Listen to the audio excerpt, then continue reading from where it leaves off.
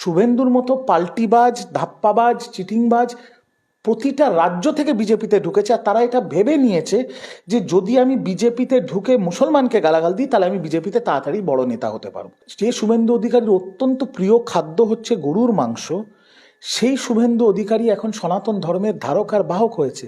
যে কিছু কিছু বিজেপির নেতাদের এই প্রবণতা হয়ে গেছে যে যদি মুসলমানকে গালাগাল দিই, যদি ইসলামকে গালাগাল দিই তাহলে আমি বিজেপির বড় নেতা হয়ে উঠবো। এটা একটা শর্টকাট ভেবে নিয়েছে এরা।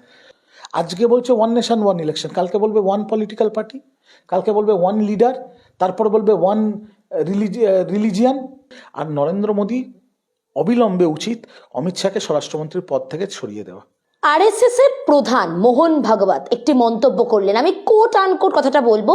তিনি বলছেন রাম মন্দির তৈরি হওয়ার পর কেউ কেউ মনে করেছেন তারা নতুন নতুন জায়গায় একই ধরনের বিষয় সামনে এনে হিন্দুদের নেতা হয়ে উঠবেন, এটা মানা যায় না। এবং তার সঙ্গে তিনি আরো একটি কথা যোগ করলেন যে রাম মন্দির, বাবরি মসজিদের মতো ঘটনার আর কোনো রকম পুনরাবৃত্তি তিনি চান না।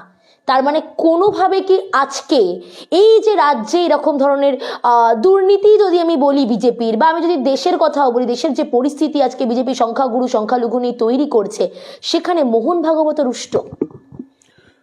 প্রথম কথা, মোহন ভাগবত জি যেটা বলেছেন তার সাথে আমি 100% সহমত। আমার মনে হয় মোহন ভাগবত জির অমিত শাহ, নরেন্দ্র মোদীর দুটো কান মুলে দেওয়া উচিত, এবং তার এদের দুটোকে ডেকে কান মুলে তার বক্তব্য, যেটা তিনি সার্বজনীন মঞ্চ থেকে বলেছেন, ওদের বোঝানো উচিত।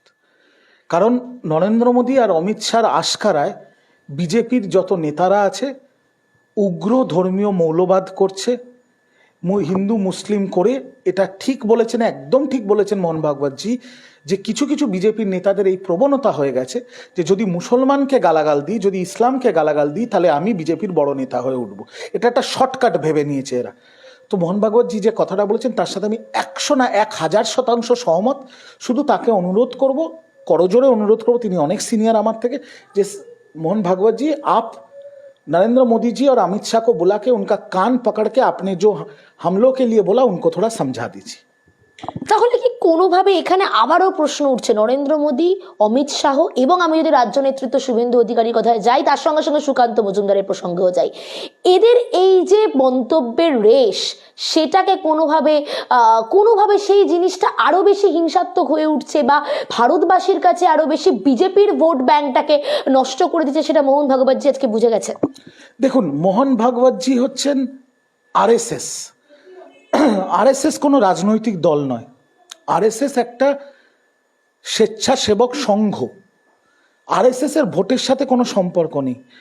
আরএসএস চায় ভারতবর্ষে, মোহন ভাগবত জির বক্তব্যে যেটা আমিও বুঝতে পারছি, আপনারাও বুঝতে, তিনি চাইছেন যে ধর্মের বিভেদ না হোক, ধর্মের নামে ভারতবর্ষে যেন অশান্তি না হয়। তো তিনি তো ভালোই চাইছেন, কিন্তু আরএসএস আর বিজেপির মধ্যে পার্থক্য হচ্ছে বিজেপির কাছে হিন্দু মুসলিমটা ফ্যাক্টর না, বিজেপির কাছে ফ্যাক্টর হচ্ছে ভোট। হিন্দুরাও কিছু কোনো ফ্যাক্টর নয়, মুসলমানরাও নয়। তো ওরা ভোটের রাজনীতি করার জন্য এই ধর্মের নিয়ে বিদ্বেষের রাজনীতিটা করছে। তো ওদের এই নোংরামিটা বুঝতে পেরেই মোহন ভাগবতজি এত বড় সুন্দর কথা বলেছেন। আমার শুধু একটাই প্রার্থনা রইল যে তিনি এই কথাটা যাতে বিজেপির এই বড় দুটো নেতাকে বোঝায়, আর বাকি যেগুলো এই নোংরামিটা করছে তাদের যেন আচ্ছা করে কানটা মুলে দেয়। তাহলে কি এই কারণেই আজকে শুভেন্দু অধিকারীর পরাজয়, বা এই কারণে পরাজয় আমি বলছি, তার একটাই কারণ, মানসিক পরাজয়ের কথা যাচ্ছে। কারণ আরএসএস এর নেতা এমন একটা মন্তব্য করলেন যেটা শুভেন্দু অধিকারী আদর্শের বিপরীত। তার কারণ বাংলাদেশের বর্ডারে দাঁড়িয়ে তিনি তো এতদিন ধরে হিন্দুত্ববাদ এবং মন্দির মসজিদ এই কথাই বলে গেছেন।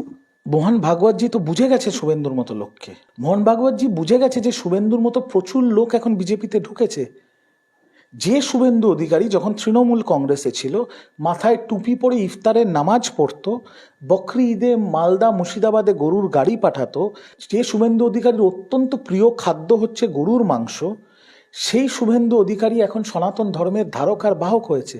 মোহন ভাগবতজি বুঝে গেছে যে এরকম প্রচুর ধাপ্পাবাজ, চিটিংবাজ শুভেন্দুর মতো বিজেপিতে ঢুকেছে, যাদের এখন একটাই কাজ হচ্ছে যে যতটা পারি মুসলমান আর ইসলামকে গালাগাল দিয়ে তাড়াতাড়ি বিজেপির নেতা হব।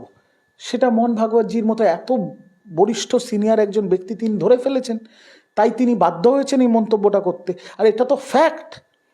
শুভেন্দুর মতো পাল্টিবাজ, ধাপ্পাবাজ, চিটিংবাজ প্রতিটা রাজ্য থেকে বিজেপিতে ঢুকেছে, আর তারা এটা ভেবে নিয়েছে যে যদি আমি বিজেপিতে ঢুকে মুসলমানকে গালাগাল দিই তাহলে আমি বিজেপিতে তাড়াতাড়ি বড় নেতা হতে পারবো।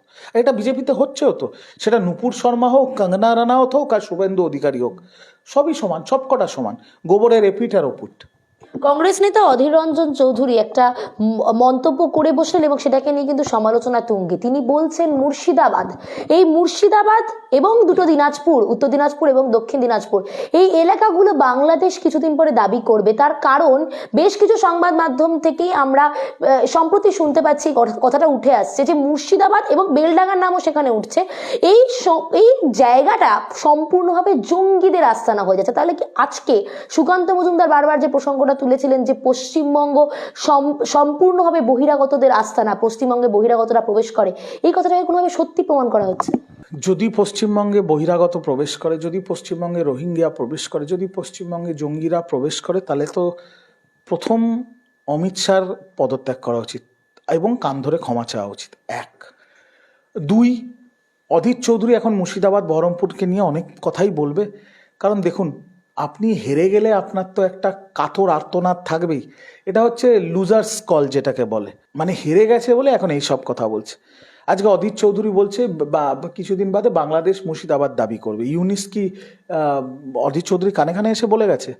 আমার বাড়িতেও কেয়ারটেকার ছিল, সে কাজ ছেড়ে চলে গেছে, আমিও তো কালকে দাবি করতে পারি অধীর চৌধুরীকে আমি কেয়ারটেকার চাই। এরকম এইগুলো কথাগুলো কেন বলেন উনি বুঝতে পারছি না। উনি একজন বর্ষিয়ান পলিটিশিয়ান, বোকা বোকা কথা শুধু ফুটেজে ভেসে থাকার জন্য, টিভিতে ভেসে থাকার জন্য।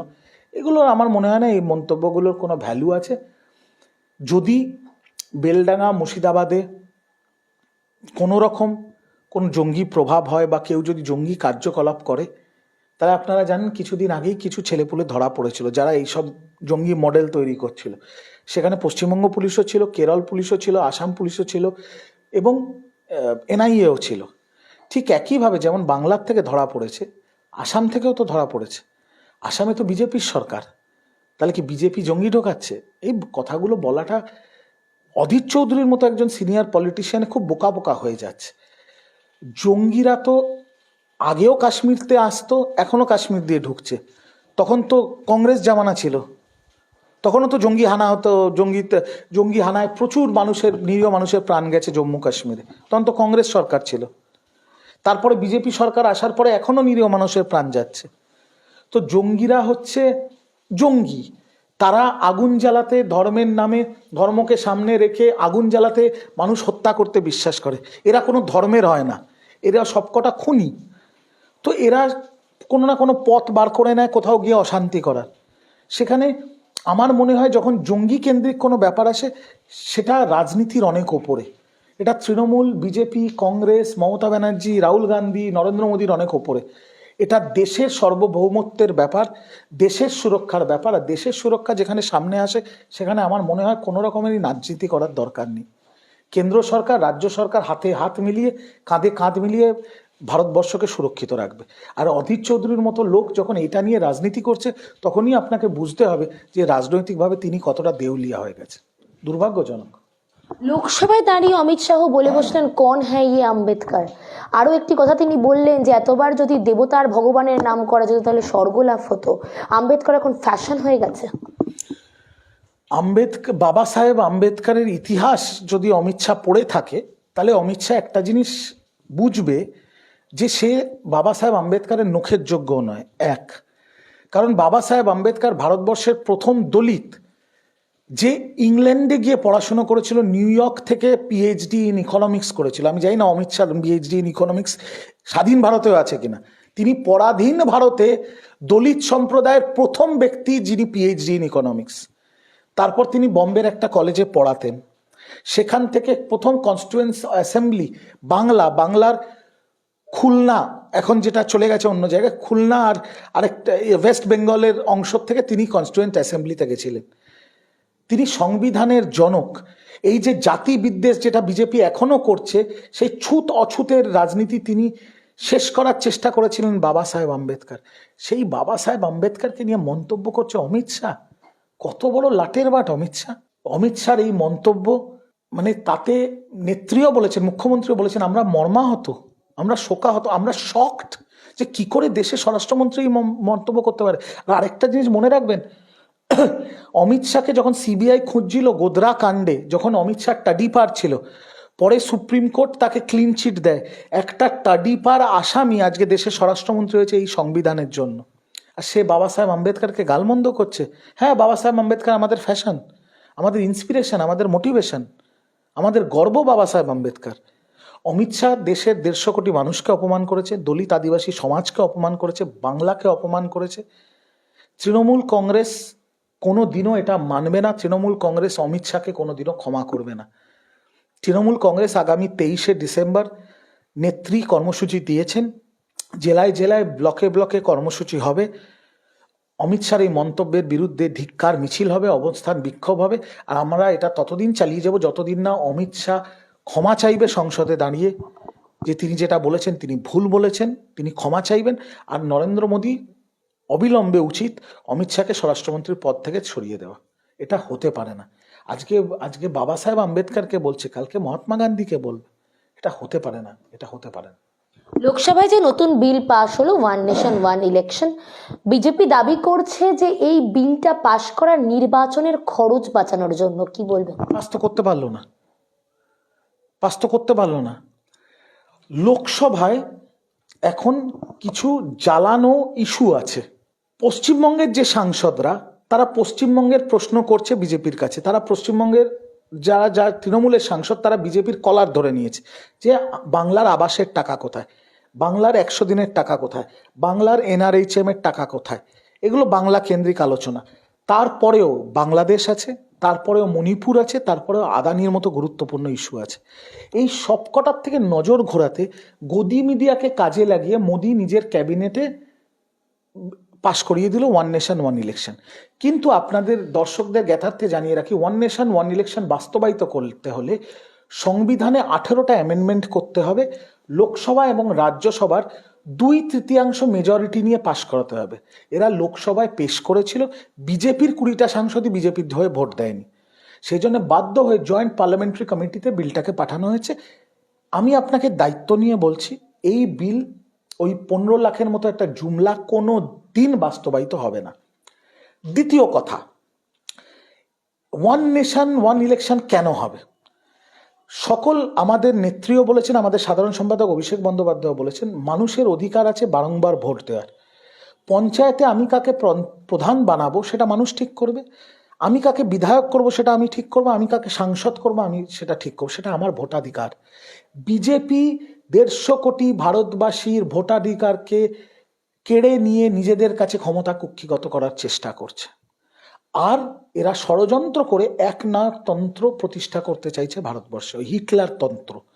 আজকে বলছে ওয়ান নেশন ওয়ান ইলেকশন, কালকে বলবে ওয়ান পলিটিক্যাল পার্টি, কালকে বলবে ওয়ান লিডার, তারপরে বলবে ওয়ান রিলিজিয়ান, তারপরে আপনাকে বলবে কি খাবেন, কি পড়বেন, কার সাথে প্রেম করবেন, কার সাথে বিয়ে করবেন, সব বিজেপি ঠিক করে দেবে নাকি? এটা অভিষেক দাও বলেছেন, মমতা দিও বলেছেন, তৃণমূল কংগ্রেসের শেষ রক্তবিন্দু যতদিন শরীরে আছে এটা কোনোদিন আমরা মানব না, মানছি না, কোনো দিন বাস্তবায়িত হবে না। আর ছোট্ট একটা কথা বলি, বিজেপির আপনারাও জানেন একটা নতুন পলিসি আছে, অপারেশন লোটাস, মানে যেখানে সরকারে হেরে যায় সেখানে বিপরীত পক্ষের বিধায়কদের বড় টাকায় কিনে নেয়। এবার ধরুন তো ওয়ান নেশন ওয়ান ইলেকশন লাগু হয়ে গেল, বিজেপি 3টে রাজ্যে হেরে গেল, হেরে গিয়ে যে শাসক দল হয়েছে তাদের 50টা বিধায়ককে এরা কিনে নিয়ে সরকার গঠন করতে গেল, তাহলে কি করে হবে আবার ইলেকশন তো একবারই হবে। আর মানুষ কিভাবে ভোট দিতে যাবে? মানে একটা গ্রামের প্রান্তিক গ্রামের মানুষ, সে বাংলায় থাকুক আর মহারাষ্ট্রে থাকুক, তার সামনে 5টা EVM মেশিন থাকবে, একটা পঞ্চায়েত, এটা বিধানসভা, এটা লোকসভা। কি ধরনের ন্যাকামি ফাজলামি হচ্ছে এগুলো? পুরোটাই ধাপ্পাবাজি, পুরোটাই জুমলা, ওই CA NRCর মতো। কোনো দিন কিচ্ছু হবে না। শুধু এই জ্বালানো যে প্রশ্ন, যেখান থেকে বিজেপিকে পালিয়ে বাঁচতে হবে, তার থেকে বাঁচার জন্য গদি মিডিয়াকে কাজে লাগিয়ে মানুষের নজর ঘোরানোর একটা প্রচেষ্টা মাত্র, আর কিচ্ছু না।